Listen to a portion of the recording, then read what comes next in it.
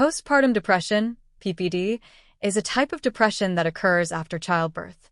It is more severe and longer-lasting than the typical baby blues, which are mild mood swings and emotional sensitivity experienced by many new mothers in the first few days after delivery.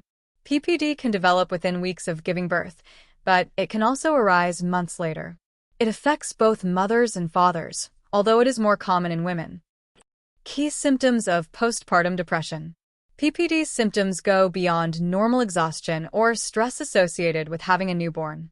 Common signs include emotional symptoms, persistent sadness, hopelessness, or emptiness, feeling overwhelmed or unable to cope, intense feelings of guilt, worthlessness, or inadequacy as a parent, lack of interest or pleasure in activities once enjoyed. Cognitive symptoms, difficulty concentrating, making decisions, or remembering things, persistent worry or anxiety about the baby's health or safety. Behavioral symptoms, trouble bonding with the baby or feeling disconnected from the baby, avoiding friends, family, or social activities, loss of appetite or overeating, sleep disturbances even when the baby sleeps.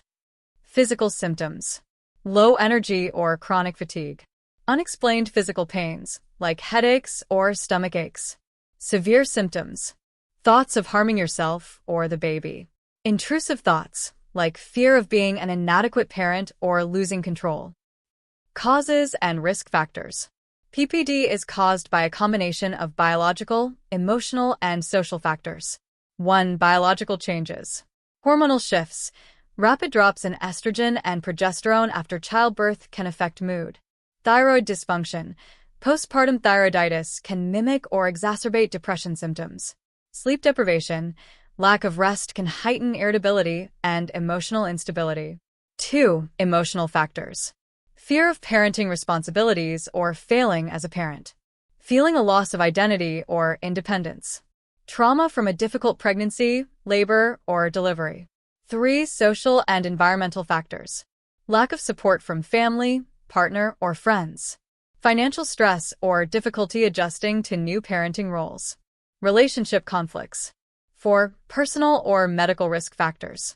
A history of depression, anxiety, or mental health issues. Previous experience with postpartum depression in an earlier pregnancy. Complications during pregnancy or childbirth. Unplanned or high-risk pregnancies. Postpartum depression versus baby blues. Baby blues occur in 50 to 80% of new mothers. Symptoms: mild mood swings, tearfulness, irritability, and anxiety. Onset: 3 to 5 days after childbirth.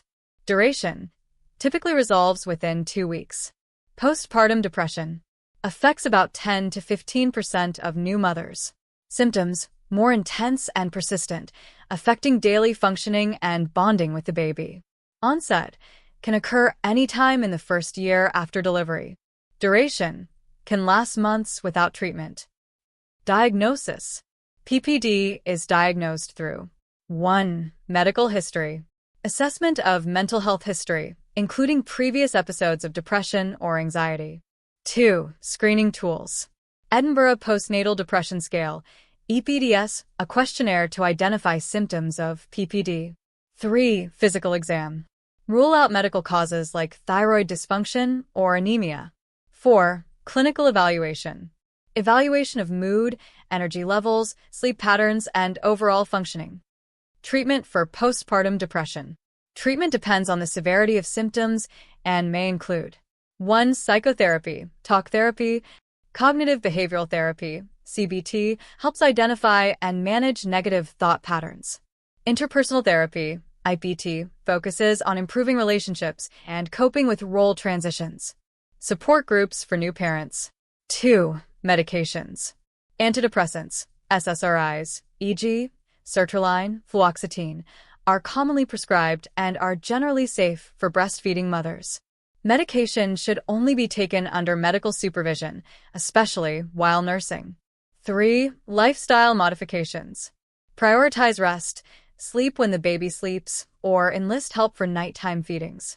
Maintain a healthy diet and stay hydrated. Engage in light physical activity, like walking, which can boost mood. 4. Support systems.